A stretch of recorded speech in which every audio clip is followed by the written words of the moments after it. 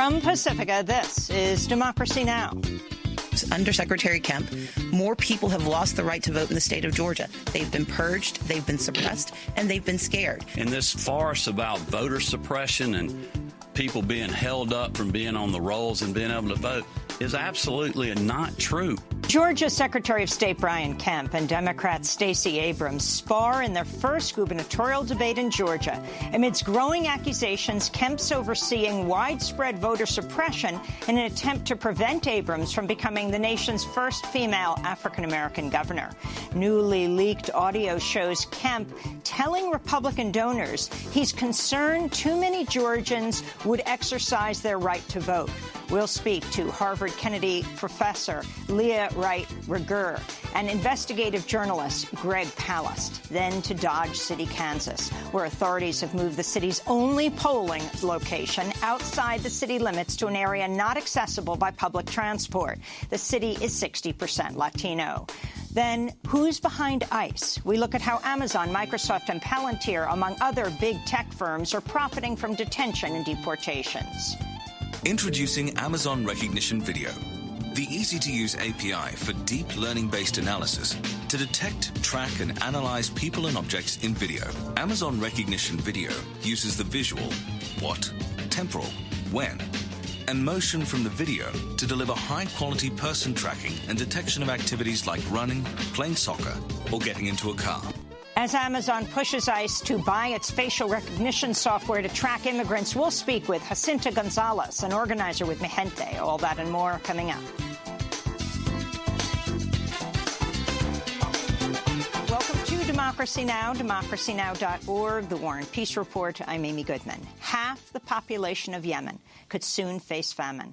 That's according to the United Nations aid chief, Mark Lowcock. He says the unfolding humanitarian catastrophe is, quote, much bigger than anything any professional in this field has seen during their working lives. The number of Yemenis facing famine has been updated to 14 million based on recent analysis. This is Lowcock. Beyond the sheer numbers, while millions of people have been surviving on emergency food assistance for years, the help they get is enough merely to survive, not to thrive. The toll is unbearably high. The immune system of millions of people on survival support for years on end are now literally collapsing, making them, especially children and the elderly, more likely to succumb to malnutrition, cholera and other diseases. The ongoing U.S.-backed Saudi-led bombing of Yemen has come under renewed scrutiny in the wake of the Saudi murder of journalist Jamal Khashoggi. German Chancellor Angela Merkel has said she will halt arms exports to Saudi Arabia, but other leaders have yet to follow. Amnesty International has urged French President Emmanuel Macron to halt arms sales to the Saudis, while Prime Minister Justin Trudeau faces similar pressure in Canada. Trudeau has said he's unlikely to cancel a 2014 deal with the Saudis for the sale of armored vehicles. President Trump has said he will not halt weapons sales to Saudi Arabia. President Trump spoke out Tuesday on journalist Jamal Khashoggi's murder, calling it the worst cover-up ever. They had a very bad original concept. It was carried out poorly, and the cover-up was one of the worst in the history of cover-ups. It's very simple. Bad deal, should have never been thought of. Somebody really messed up. On Tuesday, Secretary of State Mike Pompeo announced the U.S. will revoke the visas of Saudi operatives accused of participating in Khashoggi's killing. Pompeo went on to reaffirm the U.S. shared strategic interests with Saudi Arabia, echoing Trump's statements about Saudi Arabia as a strong ally to the United States. Meanwhile, Turkish investigators have reportedly found several suitcases, a laptop, and clothing that may be linked to the murder in a car belonging to the Saudi consulate. On Tuesday, Sky News reported parts of Khashoggi's dismembered body were found in the garden of the Saudi Consul General's Istanbul home, though the reports remain unconfirmed. This comes as a Reuters report into Saud al-Qahtani, a top aide for Mohammed bin Salman, the crown prince, claims he directed Khashoggi's killing remotely via Skype, instructing those in carrying out Khashoggi's interrogation and murder to, quote, bring me the head of the dog. Meanwhile, in Riyadh, the Saudi royal family met with Jamal Khashoggi's family, including his son, releasing photos of the highly publicized event to the press. Salah Khashoggi appeared visibly strained as he shook the crown prince's hand. Jamal Khashoggi's children are banned from leaving Saudi Arabia. Elsewhere in Riyadh, Crown Prince Mohammed bin Salman received a standing ovation Tuesday as he made a surprise appearance at the opening of the Saudi Investors Forum, dubbed Davos in the Desert. The Crown Prince is due to make his first public remarks since Khashoggi's death at the conference today. As the summit got underway, officials said the state-owned oil company Saudi Aramco had signed 15 agreements with foreign investors, including 6 with U.S. companies worth $34 billion. An unnamed financial services executive from the East Coast of the U.S. who attended the conference told the Washington Post, quote, it's unfortunate, obviously, and we hope the regime will listen and change, but they do things their own way here. In Russia, U.S. National Security Advisor John Bolton said Tuesday the Trump administration is holding firm to its plan to withdraw the U.S. from the 1987 Intermediate Range Nuclear Forces Treaty, or INF.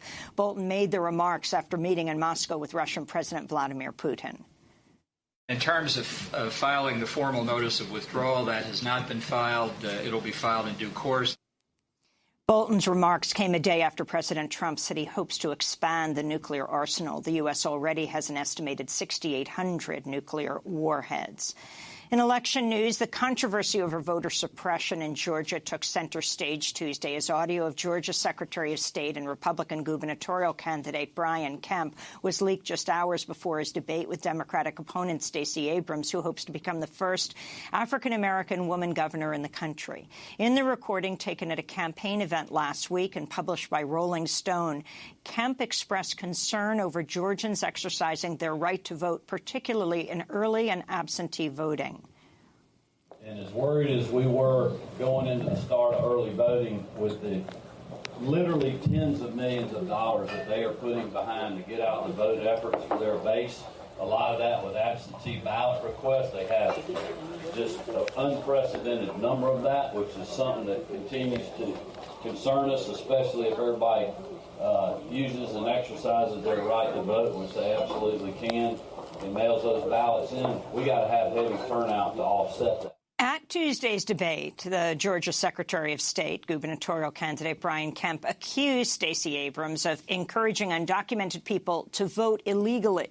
Abrams responded, Kemp has used Georgia's strict exact match voter ID law to put thousands of voter applications on hold. Under Secretary Kemp, more people have lost the right to vote in the state of Georgia. They've been purged, they've been suppressed, and they've been scared. This is a man who had someone arrested for helping her blind father cast a ballot. He raided the offices of organizations to stop them from registering voters. That type of voter suppression feeds the narrative, because voter suppression isn't only about blocking the vote. It's also about creating an atmosphere of fear, making people worry that their votes won't count. We'll have more on Georgia and the upcoming midterm elections later in the broadcast. In Iraq, a car bomb blast outside a market in a northern town near Mosul killed at least 6 people and wounded 30 others. No group has claimed responsibility, but Iraqi forces claimed ISIS was behind the attack. In France, police removed close to 2,000 refugees out of the Grand Saint camp in the northern city of Dunkirk. The camp has become a central hub for migrants attempting to reach the UK after the nearby Calais refugee camp, known as the Jungle, was demolished in 2016. Grand Saint was built as a joint effort between the mayor of Grand Saint and Doctors Without Borders, but it's become a political flashpoint in France, and authorities have attempted to evict camp residents several times already this year. President Trump lashed out again Tuesday at the Central American migrant caravan making its way across Mexico toward the U.S. border, claiming Middle Eastern terrorists had infiltrated the group. Pressed by a reporter, Trump admitted he had no proof to back his claim. They say it happens all the time from the Middle East. It's not even saying bad or good, but some real bad ones. But they intercept. Well, they could very well be. But there's no proof. There's no proof of anything. There's no proof of anything. But they could very well be. There's no proof of anything, the president said. Vice President Mike Pence claimed Honduran President Juan Orlando Hernandez had spoken to him about the caravan. He told me that the caravan that's now making its way through Mexico, headed for the southern border, was organized by leftist organizations and financed by Venezuela. Later in the broadcast, we'll go to Phoenix, Arizona, to speak with immigrant rights organizer Jacinta Gonzalez about a shocking new report detailing how companies like Amazon, Palantir, and Microsoft are profiting from and expediting Trump's deportation operations. President Trump falsely accused Puerto Rico of using hurricane relief funds to pay off debts, tweeting, "The U.S. will not bail out long outstanding and unpaid obligations with hurricane relief money." The tweet came as the federally appointed Financial Oversight Board, PROMESA, approved a revised fiscal reform plan which calls for cuts in government spending and is projecting that over $80 billion in anticipated federal disaster funds will help rebuild the Puerto Rican economy. In fact, elected officials in Puerto Rico have not advocated using relief funds to pay off debt. Governor Ricardo Rosselló opposed the newly unveiled plan, saying, quote, "Money will be available to bondholders, but to the detriment of the most vulnerable in our people. This is simply unfair," he said. At a Houston, Texas campaign rally for Republican Senator Ted Cruz Monday evening, President Trump declared that he's a nationalist. A globalist is a person that wants the globe to do well, frankly, not caring about our country so much. And you know what? We can't have that. You know, they have a word. It sort of became old-fashioned. It's called a nationalist. And I say, really, we're not supposed to use that word. You know what I am? I'm a nationalist, okay? I'm a nationalist. Trump's comments Monday align with his populist America First rhetoric through the label of nationalists is more often associated with extreme right-wing ideology and fascist regimes. Questioned by reporters Tuesday, Trump denied the term nationalist was used to describe racist movements, saying he was proud to use it and that it, quote, should be brought back. The wife of white supremacist leader Richard Spencer has accused him of regularly physically and emotionally abusing her during a marriage, according to divorce filings. Nina Kuprianova alleges being hit, being grabbed, being dragged around by her hair, being held in a manner causing bruising, and being prevented from calling for help, unquote. Additionally, the filings claim Spencer's racist public statements have made his family, including his 2 young children, the targets of violence. Spencer, who is credited with coining the term alt-right, has attracted violence following many of his speeches and was a featured speaker at the deadly Unite the Right rally in Charlottesville in 2017. In New York City, 5 of the 9 members of the far-right group Proud Boys have been arrested on rioting and assault charges. The arrests follow the October 12th street attack in which dozens of members of the group were caught on camera physically assaulting anti-fascist protesters after attending a talk by their leader, Gavin McInnes, at the nearby Metropolitan Republican Club. The New York Police Department was sharply criticized following the attack for failing to arrest anyone at the time. In Brazil, right-wing presidential frontrunner Jair Bolsonaro is leading handily in the polls ahead of his weekend's election as civil society groups are warning against a dangerous turn toward authoritarian rule. Reporters Without Borders is warning against ongoing attacks on press freedom, including threats against reporter Patricia Campos Melo, who wrote the widely circulated story claiming pro-Bolsonaro business leaders are funding an online smear campaign against his opponent, Fernando Haddad. Meanwhile, video has surfaced of Jair Bolsonaro's son, Eduardo, threatening to shut down the Supreme Court if his father doesn't win the upcoming elections. And former Brazilian political prisoners are calling out Bolsonaro's frequent praise for Brazil's former military dictatorship and his defense of notorious torture chief Carlos Alberto Brilhante Ustra, who died without ever being tried for his crimes. This is former political prisoner Gilberto Natalini. So I think whoever defends Ustra, Bolsonaro himself, Bolsonaro knows who Ustra was. He knows. He has an authoritarian tendency, which is a tendency that, in my opinion, borders on savagery when he defends torture. Bolsonaro knows. He is not a useful idiot. However, a lot of Brazilians who are voting for him, they support him because of a reaction against the Workers' Party. So we're stuck between something bad and something worse. And those are some of the headlines. This is Democracy Now!, democracynow.org, The War and Peace Report. I'm Mimi Goodman. And I'm Juan Gonzalez. Welcome to all of our viewers and listeners across the country and around the world. With the midterm elections less than 2 weeks away, we begin today's show looking at the governor's race in Georgia, where Democrat Stacey Abrams is attempting to become the first black woman governor in the country. Polls show Abrams and her opponent, Georgia Secretary of State Brian Kemp, are in a dead heat. But the race has been roiled with accusations that Kemp has used his power as Secretary of State to suppress the vote. Earlier this month, Abrams called Kemp to step down as Secretary of State for placing 53,000 voter applications on hold. 7 out of 10 of the stalled applications are for African-American voters in a state where less than 1/3 of the population is black. Voting rights activists have also sued Kemp for purging voters from the rolls. On Tuesday, Rolling Stone published an audio recording of Kemp privately telling Republican donors he's concerned about too many Georgians exercising their right to vote. Listen carefully. And as worried as we were going into the start of early voting with the literally tens of millions of dollars that they are putting behind to get out the vote efforts for their base, a lot of that with absentee ballot requests. They have just an unprecedented number of that, which is something that continues to concern us, especially if everybody uses and exercises their right to vote, which they absolutely can, and mails those ballots in. We got to have heavy turnout to offset that. Georgia Republican gubernatorial candidate Brian Kemp speaking last Friday at an event in Atlanta for Republican donors.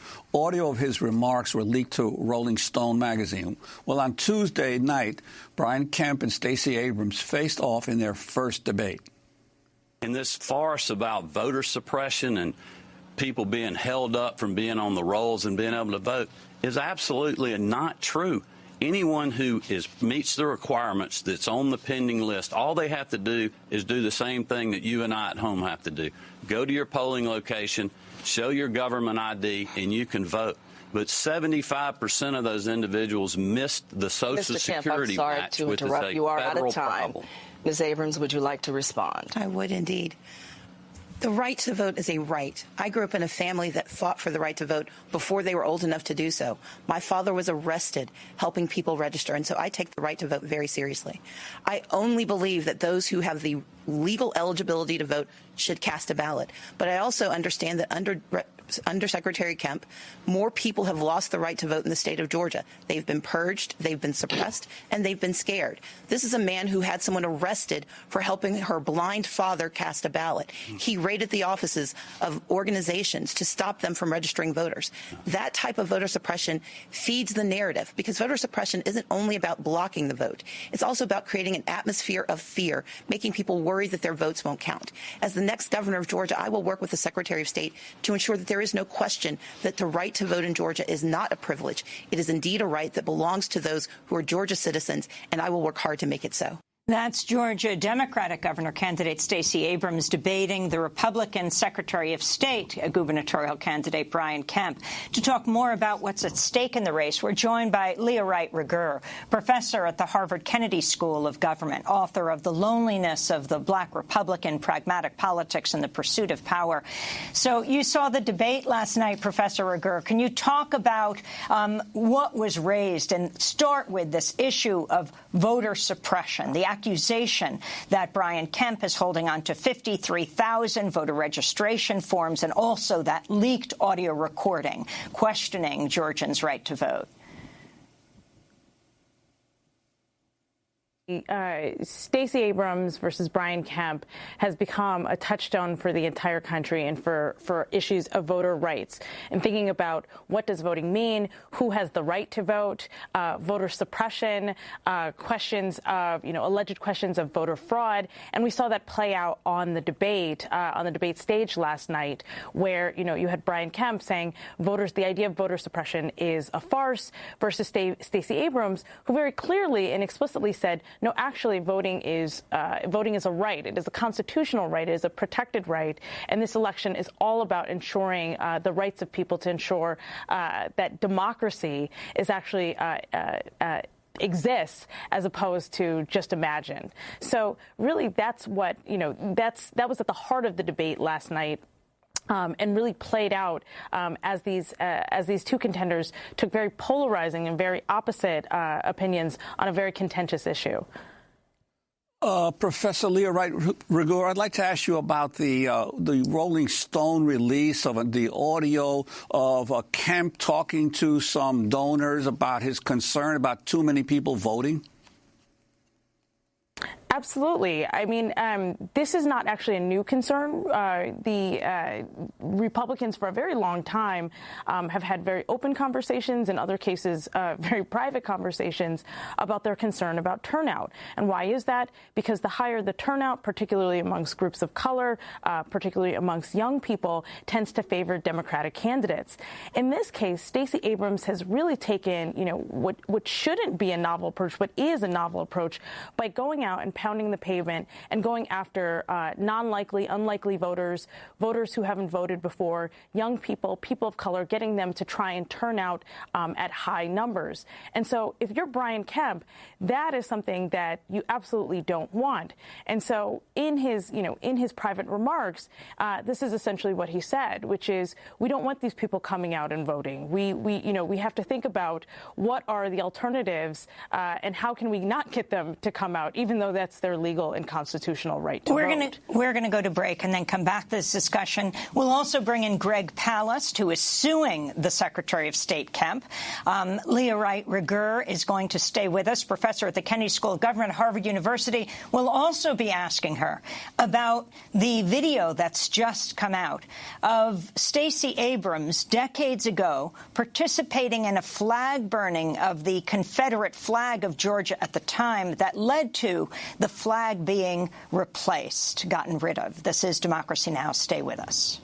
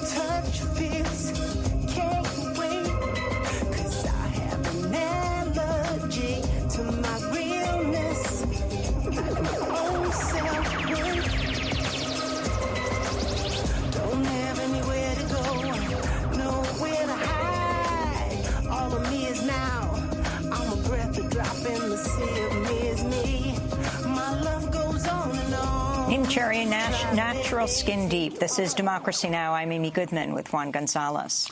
As we continue to look at voter suppression in Georgia, a new investigation has found that the Georgia Secretary of State and Republican gubernatorial candidate Brian Kemp has overseen the removal of more than 340,000 current Georgia residents from voting rolls. In a moment, we will be joined by journalist Greg Palast. But first, I want to turn to part of a new video he produced about the voter purge in Georgia. How did Kemp wipe out the registrations of 550,000 voters? He used the postcard trick. Kemp sent out millions of these cards, requiring voters to confirm their addresses. Problem? They look like junk mail. 8 out of 10 voters who get them throw them away.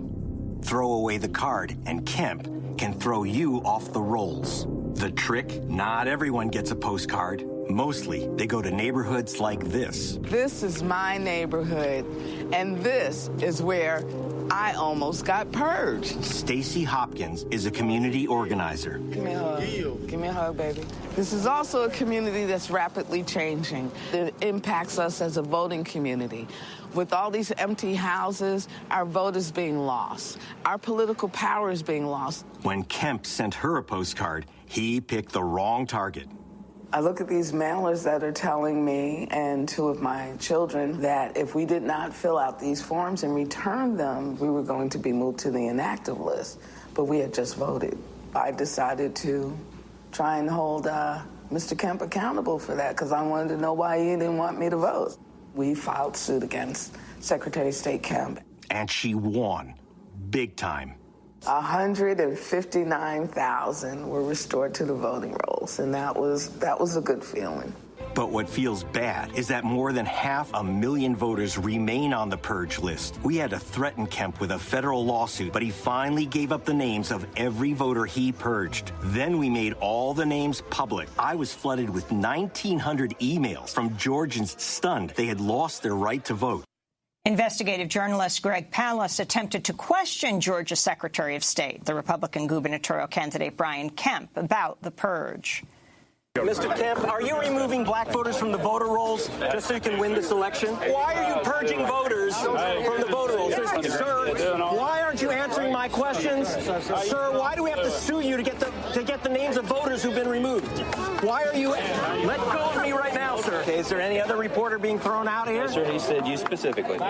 So that's Greg Palast questioning the Republican candidate for governor, Brian Kemp, who's the Secretary of State. Greg Palast, the journalist who's been investigating Kemp and voter suppression in Georgia, director of the 2016 documentary titled The Best Democracy Money Can Buy.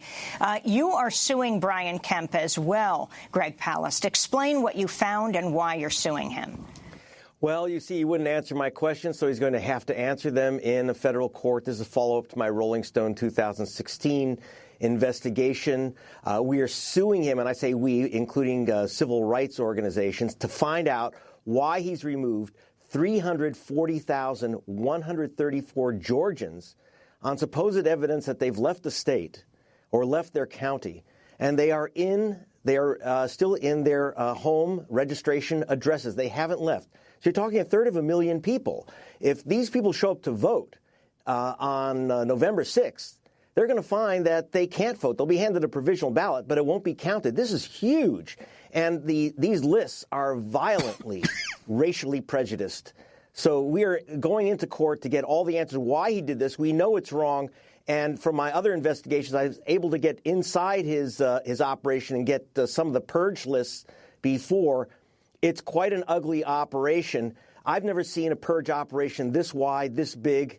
And this one thing that Stacey Abrams was mentioning during the debate, it's not just the 53,000 names pending, it's the 340,000 people purged. That is, their registrations have been canceled. That's why we're in court with the voting rights groups to get the information on exactly why these people were wrongly removed. And Greg, you are a veteran of this issue of voter suppression in various national elections. I think back to Katherine Harris in Florida during the infamous Florida recount vote and the purging of supposed felons from the Florida voting list. Kenneth Blackwell, another Republican Secretary of State in Ohio during the 2004 elections. We've heard about Chris Kobach in Kansas and now Kemp in Georgia. This Secretary of State position rarely gets a lot of attention, but when it comes to election time, it's a key position, isn't it? Well, that's one thing that's not very well understood. It's very, very dangerous for Brian Kemp to be in charge of the vote while he's running for governor. As you see, for example, Chris Kobach, also Secretary of State, and you've got another story coming up, is closing and moving polling stations where voters of color can't get to those stations. Kemp is doing the same thing, by the way. He's closed stations in neighborhoods of voters of color in Atlanta, for example, in the 6th Georgia congressional district. He will be the one when people go to the polling stations and find they've been purged and they fill out those provisional ballots. It'll be Brian Kemp who decides whether they get counted. Absentee ballots. You just heard how panicked he was about the massive number of absentee ballots coming in from voters of color, from Democrats, and he's going to be able to decide which of those ballots get counted. People don't realize you mail in your ballot, you're kind of taking a chance. They have to decide that your signature is correct. In Georgia, Kemp has imposed a rule called exact match. You add your middle initial and you didn't register that way, or you leave it out and you did register that way, your ballot is toast. It's gone. This is very serious to let a Secretary of State, the ballot counter, the guy who determines who gets the vote, which ballots get counted, where the vote takes place, how it takes place. Secretary of State Kemp is not following the normal procedure that a Secretary of State should resign while they're running for governor. So let's go back to Tuesday night's gubernatorial debate in Georgia. This is the Republican candidate, Brian Kemp, questioning Democratic candidate Stacey Abrams. In a recent video, you called on illegals to vote for you in this election. I was actually shocked. I had to watch that video twice.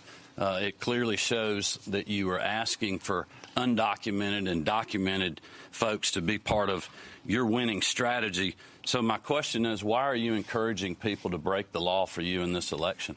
Mr. Kemp, you are very aware that I know the laws of Georgia when it comes to voting. In fact, I am one of the foremost experts in the state on expansion of voting rights. And I have never in my life asked for anyone who is not legally eligible to vote to be able to cast a ballot. What I've asked for is that you allow those who are legally eligible to vote to allow them to cast their ballots. And in fact, we took you to court in 2016, and a federal judge said that you illegally canceled 34,000 registrations. You used the exact same system, the exact match system that is under dispute right now. Now, I realize that in the next response, you're going to say that it's a function of my organization because your tendency is to blame everyone else for the mistakes that you make.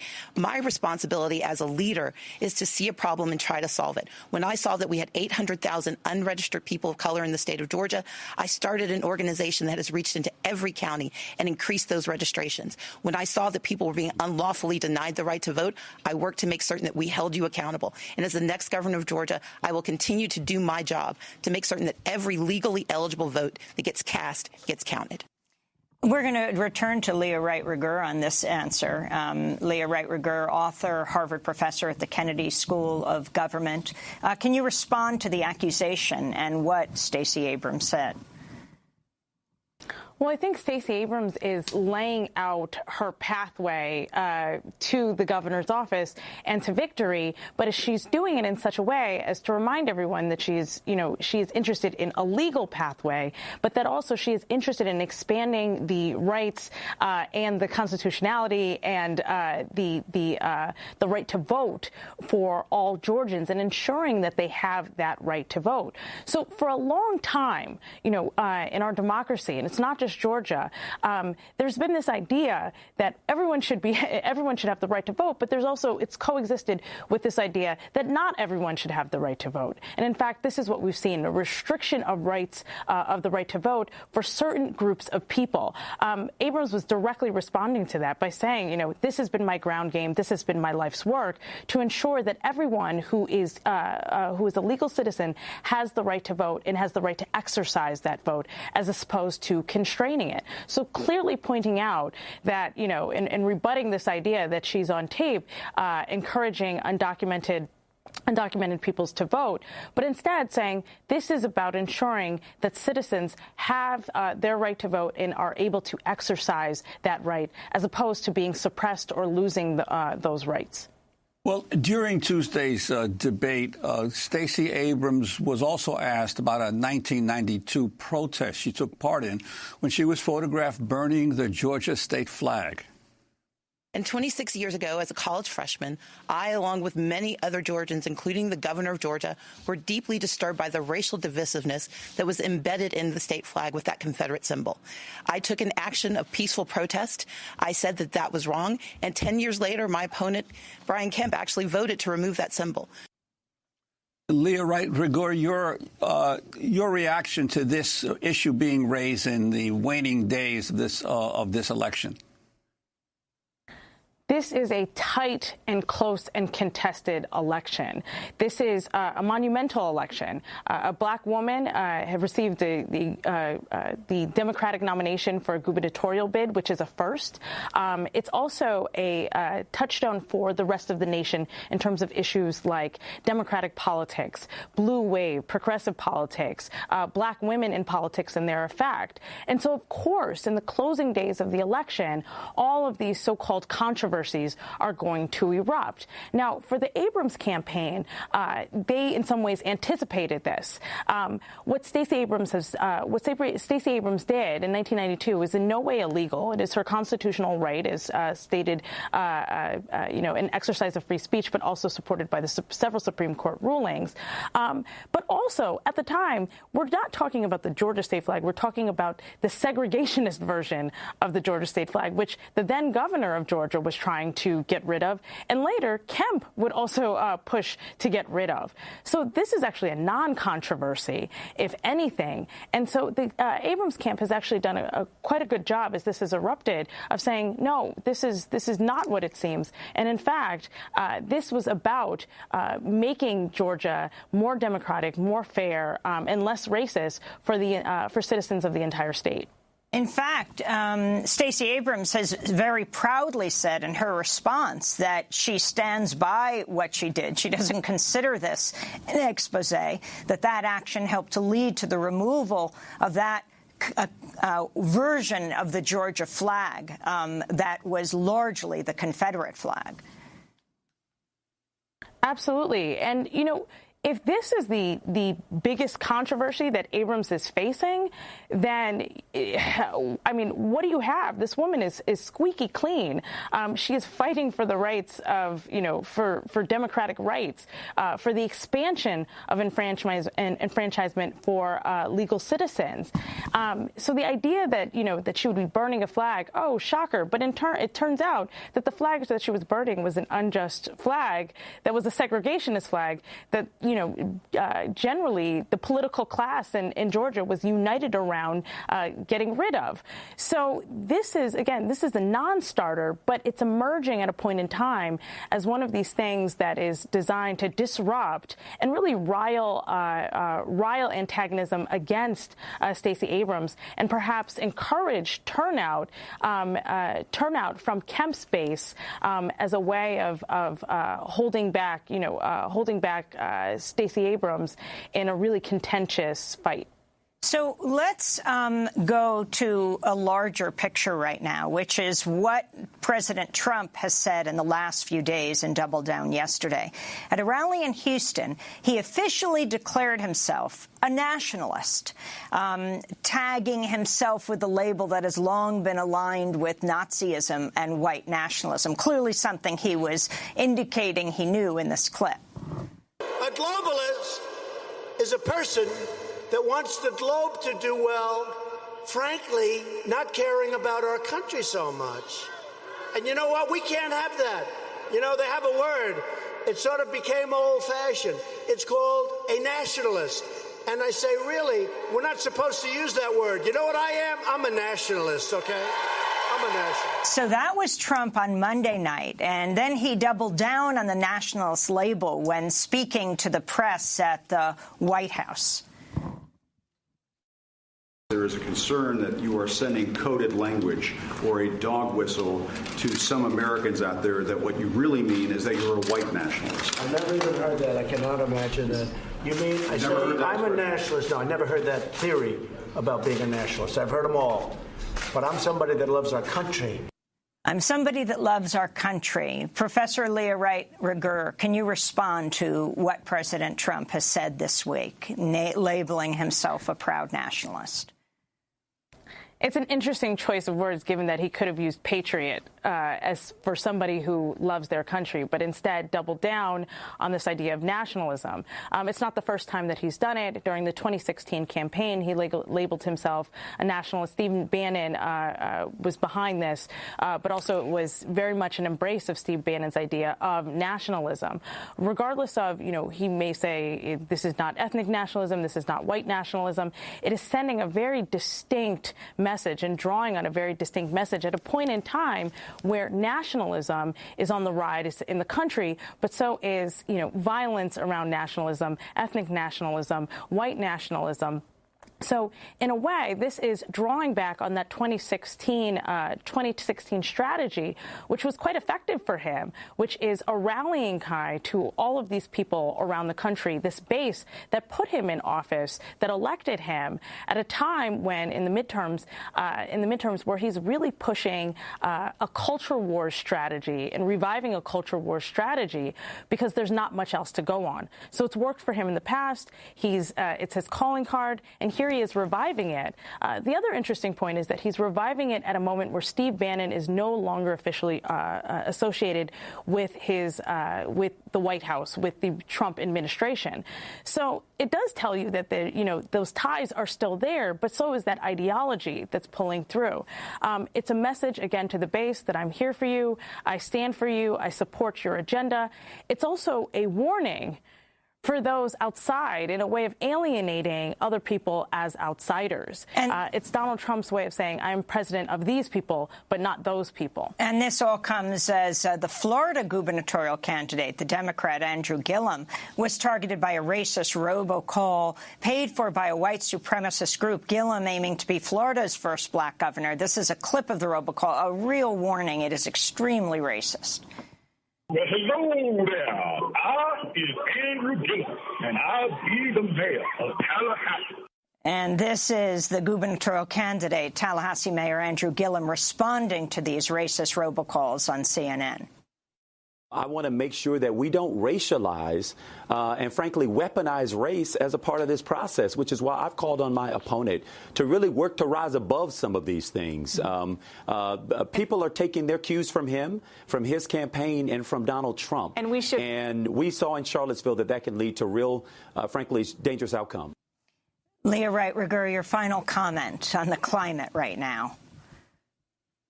Well, these are races that are indicative of a much broader and, in some ways, much more dangerous climate that really ties back to the Trump administration and the emergence of, really the emergence of a much broader identity that is tied to nationalism or racialized nationalism.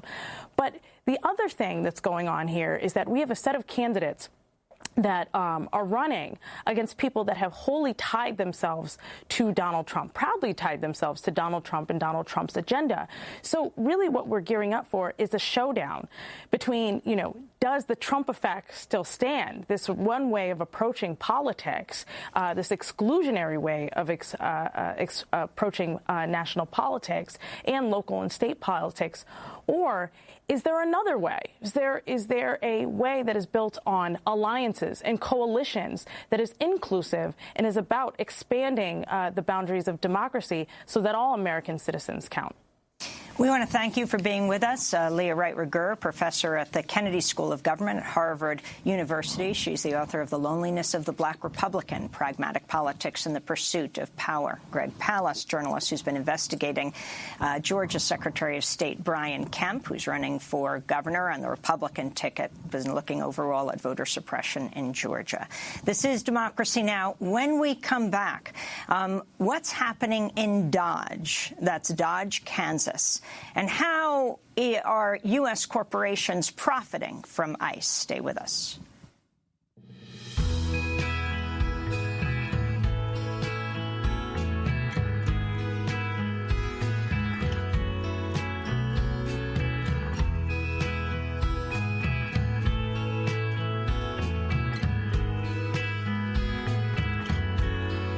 Took a picture that I'll have to send. People here are friendly and content. People here are colorful and bright. The flowers often bloom at night.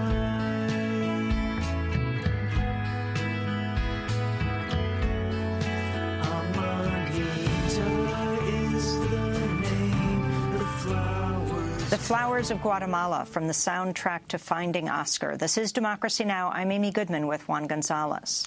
Well, in Kansas, local officials are under fire for moving a majority Latino city's single polling site outside of the city limits, more than a mile from the nearest bus stop.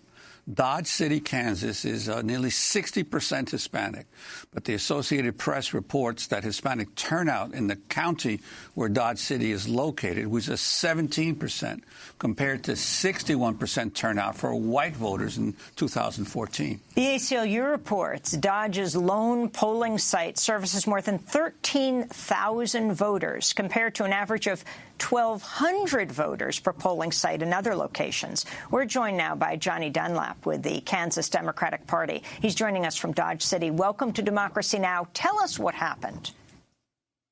Well, so this is really one more thing in a larger, longer problem. Way back in 2002, the county clerk went down to just one polling place for Dodge City, Kansas, and it's been that way since. And that one polling place was in the more affluent white part of town. And Dodge City is pretty clearly divided between like a white northern part of town and a Hispanic southern part of town. So this move of the polling location is really just taking a already bad situation and making it worse, because it's moved the polling location outside of town, so it's convenient for no one. And when you combine that with a historic turnout of 17% for the Hispanic population, a 61% turnout for the white population, and then you look at our elected officials, every seat we have, except for the county commission, is at large. So our city commission, our school board, our community college board of trustees, every one of those offices are currently held by a white person, even though the town is 60% Hispanic. So this move is just, like I said, it's just one more thing in an ongoing problem. And Johnny Dunlap, I'd like to ask you, because most people are not aware that a place, an iconic place like Dodge City, famed in the westward movement of Americans, has such a high Latino population. But it's not the only place in the Midwest. Throughout Iowa and Kansas and Nebraska, there's been a huge surge in the last 20 years or so of Latino populations, mostly as a result of the importation of Mexican labor for the meatpacking industry. Could you talk about that? Sure. So in Dodge City specifically, that influx began in the late 70s, early 1980s. There are now two large beef packing plants in Dodge City. It's one of the cornerstones of our economy around here. And those beef packing plants have historically recruited folks from points south to come here and live and work. And so what we have now is second, third generation Americans who have only ever voted in one polling place and don't know that it could be better. And what's the reason that the city clerk gives for the lone polling place? Forget about the fact that it's already overburdened given the voting population, but then moving it outside of the city limits to a place where you can't even get there by public transportation? Well, so it's the county clerk. The county clerk, I met with her in May, late May, to ask her to increase the number of polling places. And this is not the first time I've met with our county clerk, and her predecessor I met with several times in an effort to convince them to have more polling places. And the excuses that she gives for only having one polling place, frankly, don't hold water. I mean, one of them is she said, well, it would increase cost to have more polling places, and it's just not in my budget. Well, the thing is, she writes her own budget. So if something is not in her budget, it's because she didn't put it in her budget. And then she complains about the number of voting machines that she has. And the thing is, she has enough machines to cover the polling place with a 13,000 voter burden. You could take some of those machines and split them out to other sites, and you would still have enough voting machines. Does it have anything to do with who the Secretary of State is, Chris Kobach? And now he's running for governor, the man who led the now defunct, disgraced so-called Voter Integrity Commission for Trump. And even in the Trump administration, they had to get rid of it. Now Chris Kobach running for governor against Democrat Laura Kelly. The thing is, the Secretary of State has the power to stop something like this and approves it. So for the last 8 years, Chris Kobach has signed off on one polling place in Dodge City, Kansas.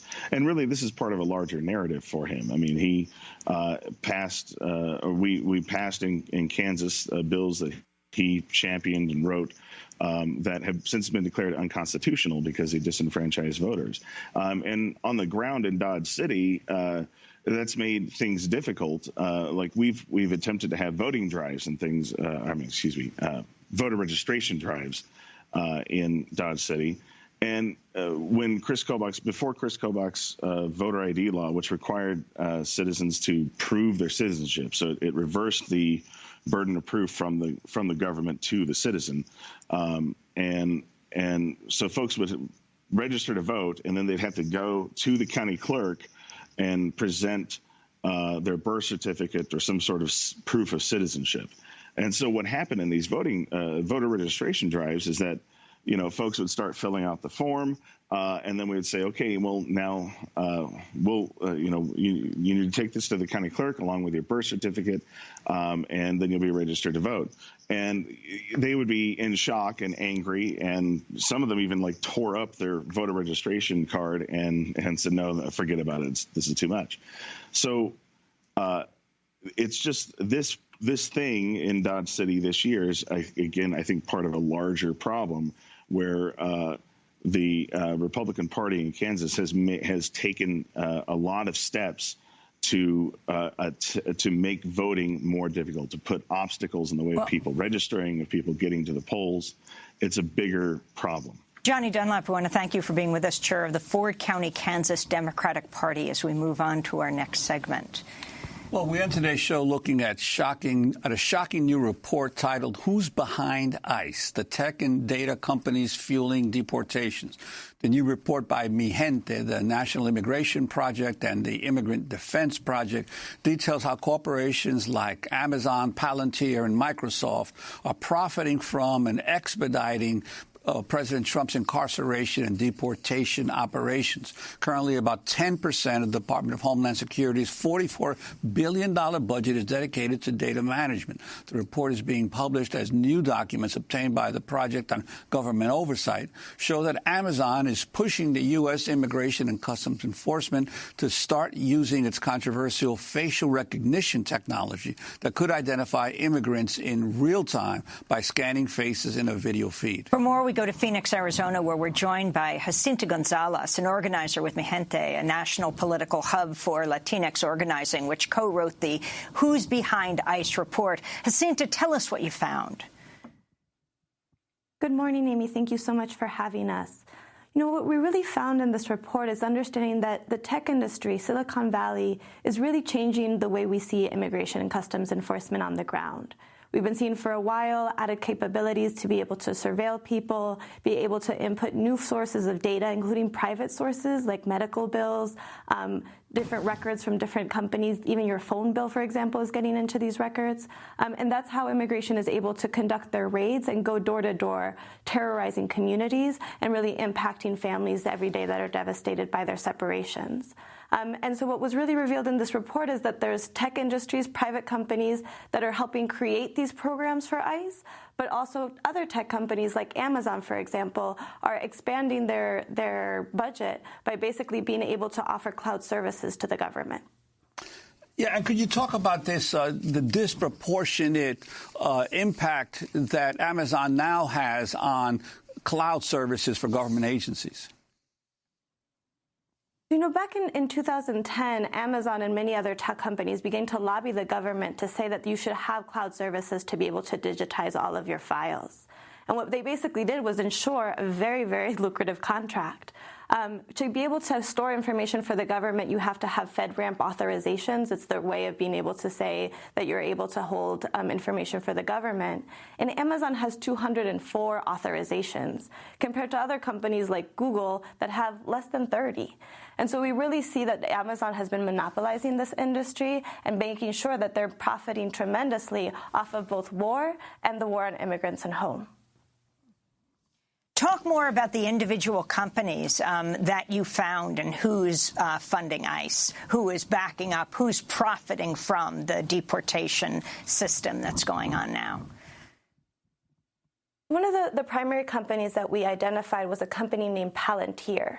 And Palantir was literally founded by money that was invested from the CIA and Peter Thiel, who many of us know is a strong supporter of Mr. Trump, to create this company that would be able to do data processing, data mining, has been involved in multiple international scandals, including Cambridge Analytica, and is basically creating the backbone of ICE. It is creating the investigative case management system that ICE uses to be able to track immigrants, to be able to surveil them, and finally organize their deportation.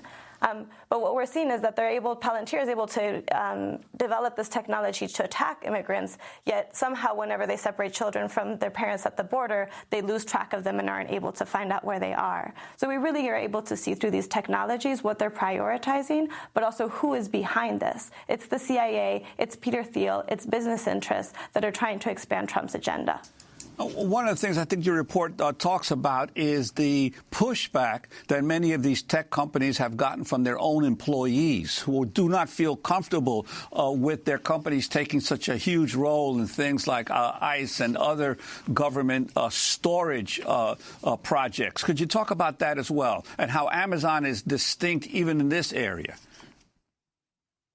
Yes, I think one of the things that has been exciting is even though we see other companies come up and make millions of dollars, billions of dollars off of immigration and custom enforcement, we also see workers within these companies with a conscience raising up and saying, we're not okay with this. We're organizing against our employers, and we have a right to speak about what we're helping to build. And so we've seen exciting movements happen within corporations that are having workers sign petitions, talk to their CEOs, talk to people who have the power to make these decisions. We've seen it inside of companies like Salesforce. We've seen it inside of companies like Amazon. We've heard rumors of it actually even happening within Palantir. And so we actually really want to encourage workers who are trying to organize, who are trying to have some sort of voice in this, because we know that these are not times to be neutral. No one, we are very clear on what the Trump agenda is, Jeff Sessions' agenda. They want to attack, they want to incarcerate, they want to deport. And so it is up to us to decide what our response is going to be. And we really want to make sure that people are not being compliant, not compliant inside of the companies that are helping set up these infrastructures, and not compliant with, the racist enforcement regime that is being imposed. But we have ways of changing it. Can you talk about the sharing of biometric information with the Mexican government, these corporations doing that, Jacinta?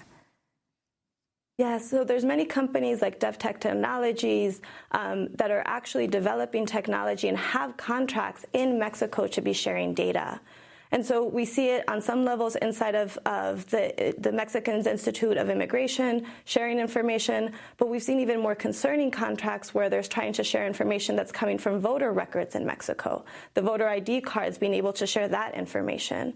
And so we see through the Plan Mérida, Plan Frontera Sur, other militarization programs that the U.S. has been imposing in Mexico. They've been investing also millions and billions of dollars into the development of technology to be able to track and control migrants. And that's what's leading the crisis that we have now. Instead of investing in things that will allow governments to be able to provide for their communities, for people to be able to live dignified lives in their home countries, we see the U.S. intervening in politics, investing in militarization, which just creates more instability and forces people to migrate. And Jacinta, we have only about a minute left, but I wanted to ask you about a New York Times story published recently called Silicon Valley's Saudi Arabia problem, in light of what's been going on in terms of the assassination of a journalist by the Saudi government. This whole issue of Saudi Arabia investing heavily in Silicon Valley through the Japanese company SoftBank. Yep. I mean, what we're seeing now more than ever is we have corporations in Silicon Valley and other places in the world that are amassing more power, more money, more information than anyone else has. I mean, Amazon at this point literally knows what your favorite type of blender is and is holding your entire police file. We have to be able to have more accountability from these corporations. We need to be able to ensure that they are respecting basic human rights. And if the government isn't willing to step up to do it, we know that workers inside are going to be able to organize, and also the general public is able to push back on them. But we know that more and more corporations are starting to influence international politics. Jacinta Gonzalez, welcome. Thank you very much for being with us with the group Mi Gente. That does it for today's broadcast. I'll be speaking tonight in Aliso Viejo in Orange County, California at Soka University. Check our website. Juan Gonzalez will be speaking at Rutgers on Friday night with Oscar Lopez Rivera. I'm Amy Goodman with Juan Gonzalez.